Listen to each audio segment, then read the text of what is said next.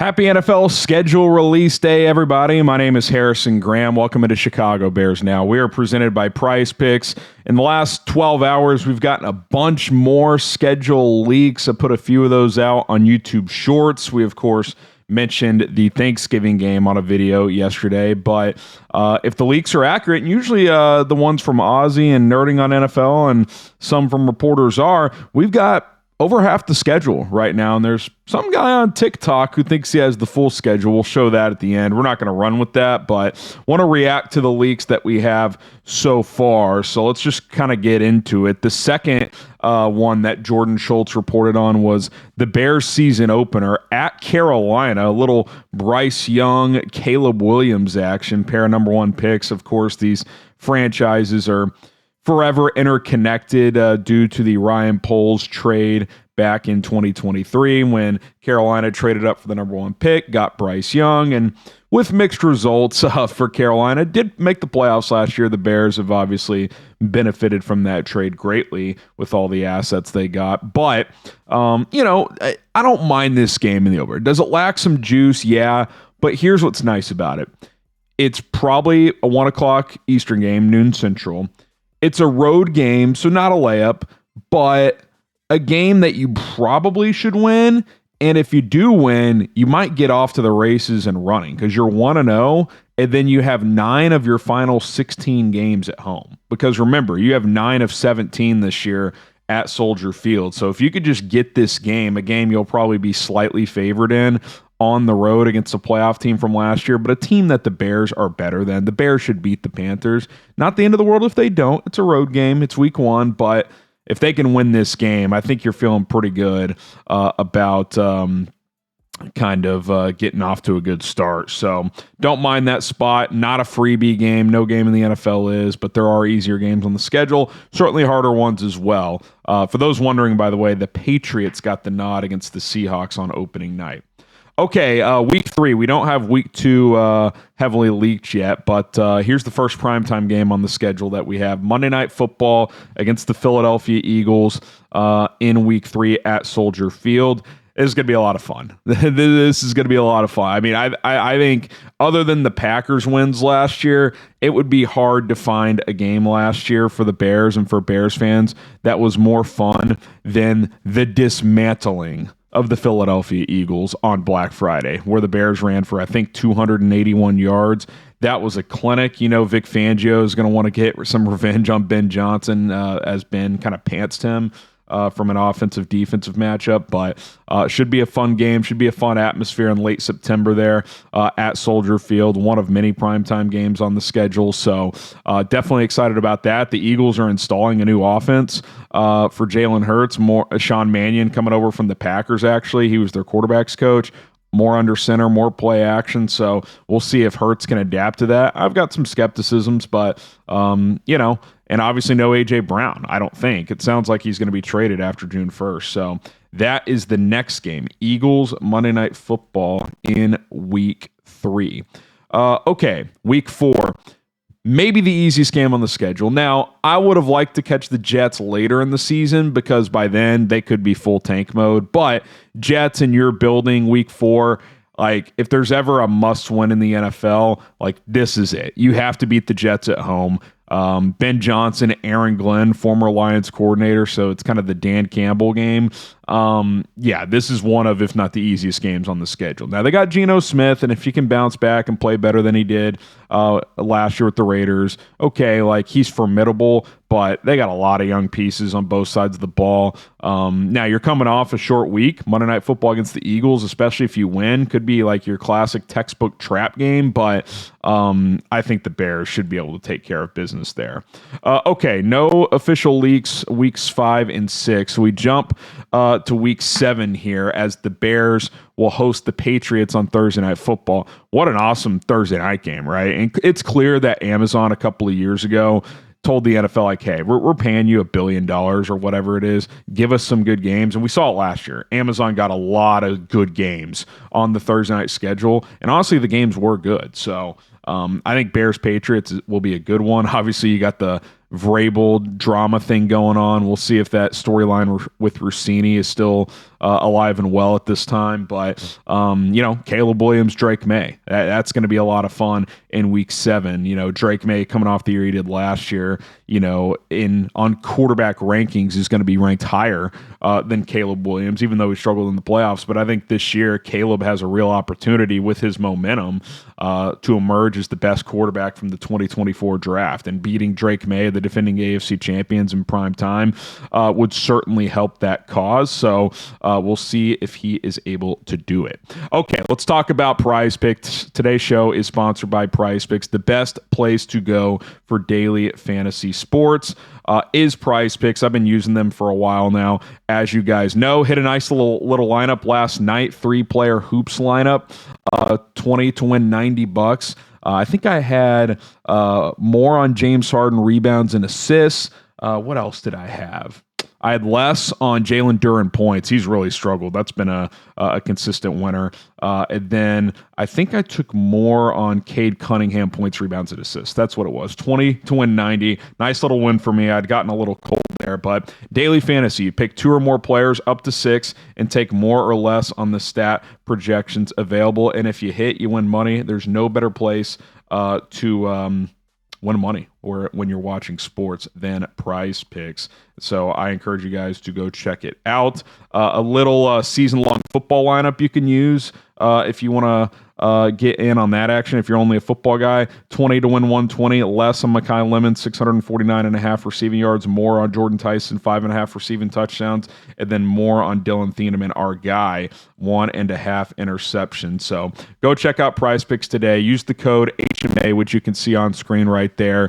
When you sign up and play your first $5 lineup, that code HMA is going to get you an additional $50 in free lineups. Got to play your first $5 lineup. Use code HMA. Going to get an extra $50 in free lineups. Sign up. Get started with PrizePicks today. Link is in the comments and description to download the PrizePicks app. Okay, let's get to our next schedule leak here.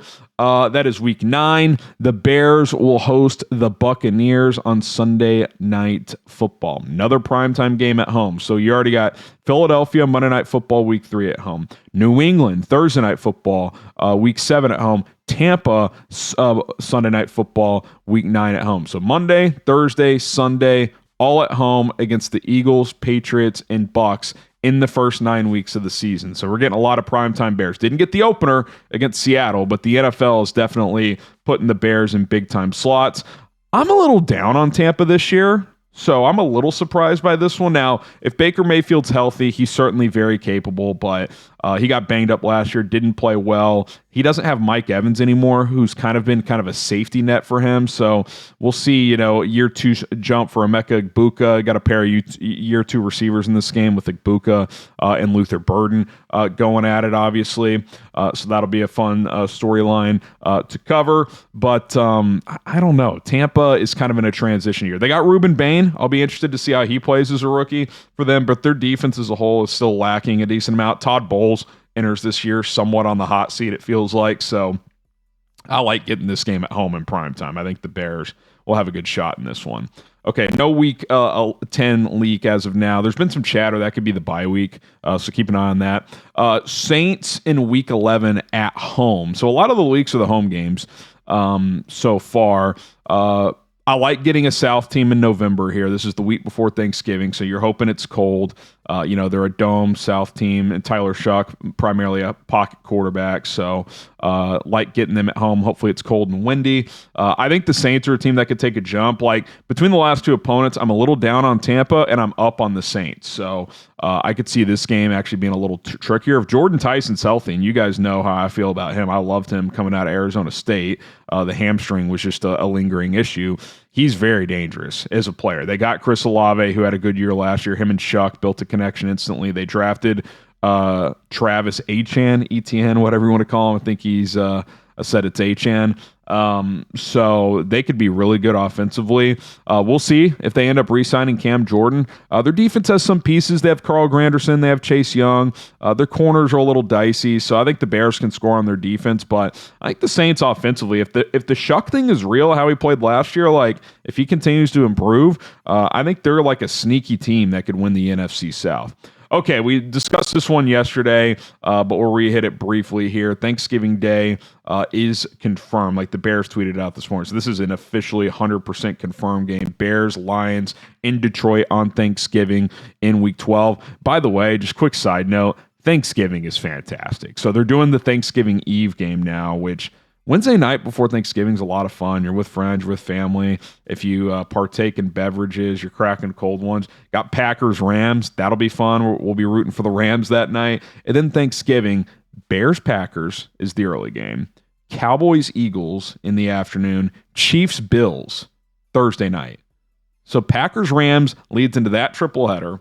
And then Friday is Steelers Broncos. I would say that's the worst of the five, but that 5-game stretch in less than 48 hours, sign me up. That's going to be a lot of fun. But for the Bears, they will be facing Detroit. Hopefully we don't get Matt Eberflus 2.0. Don't think we'll have that kind of a collapse at the end of the game. Last time the Bears were in Detroit on Thanksgiving, we all know what happened. But in all seriousness, the Bears, Ben Johnson's 0-2 against his former boss. So he's going to take this game, like every game, very, very seriously.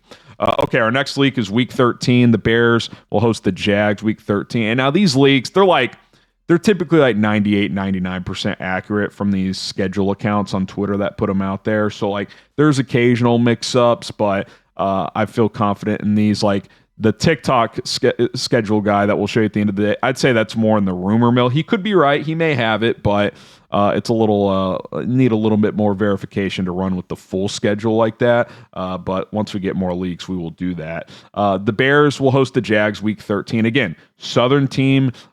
This will be early December now, so I like that. I'm also very curious about the Jags.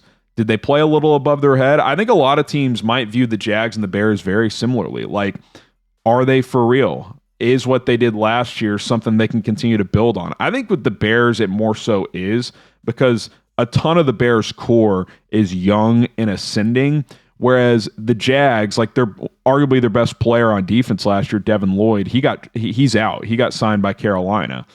So, how do they replace him?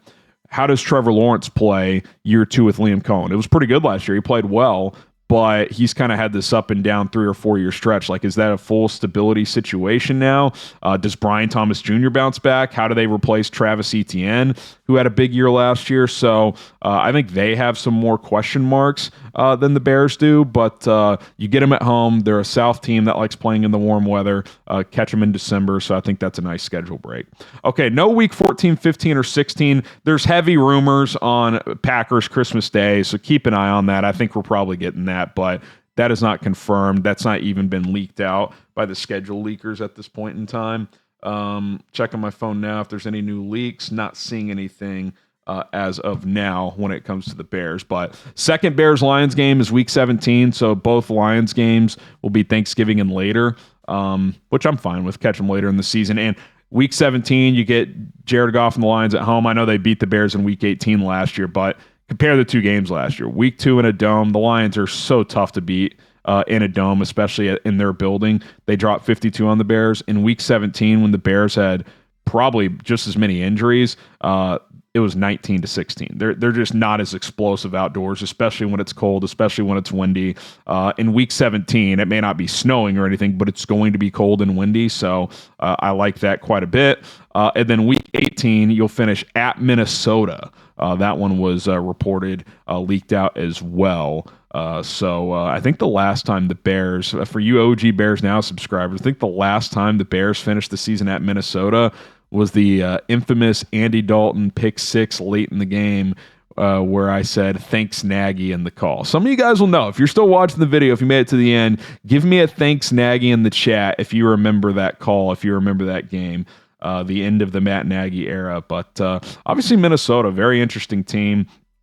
Be curious to see what they look like with Kyler Murray this year, assuming he starts over J.J. McCarthy. So what's missing? Well, based on the strong leaks, we don't have weeks 2, 5, 6, 8, 10, 14, 15, and 16. 8 weeks, 7 games, because obviously there's a bye week in there. Chatter, week 10's the bye, which, right in the middle. I certainly don't mind that. So that is where that sits at this point in time. Now, I will show the TikTok guy who replied to some video on TikTok saying, here's the schedule, and look, he did it after the first few leaks, I think, maybe after the Carolina week 1, and none of these are wrong yet. Now, week 18, if you look at week 2 and week 18, we don't have week 2 as an official leak. Obviously, they can't play Minnesota at home twice. Now, I'm guessing he just forgot to put at Minnesota if he actually does have the schedule, but everything else is right so far. At Carolina, correct, week 1. Week 3, Philadelphia Monday Night Football. That's been leaked. Week 4 against the Jets. That's been leaked. Week 7 against the Patriots Thursday night. That's been leaked. At Seattle has not been leaked, so that would be interesting. Week 9, Bucks Sunday Night Football. That's been leaked. He's got the Week 10 bye. We'll see on that. Week 11 against the Saints at home. That's been leaked. We know Detroit on Thanksgiving is real. Week 12. Week 13 against the Jags. That's been leaked. Week 17 against the Lions. That's been leaked. And then Week 18 against Minnesota. It would be at Minnesota, but that's been leaked as well. So, is he guessing? Does he have some intel? Who knows? But once we get stronger leaks and feel like we have the full schedule, we will drop a video for you. And we are still planning on going live tonight, probably around 6 o'clock. So the official schedule release is 7 o'clock Central tonight. We'll probably go live at 6, do some Q&A, knock out a couple of segments, and then react to the schedule with all of you. So be on the lookout for that. My name is Harrison Graham. Thank you guys so much for tuning in. Hit that subscribe button on the way out. We'll see you guys later today.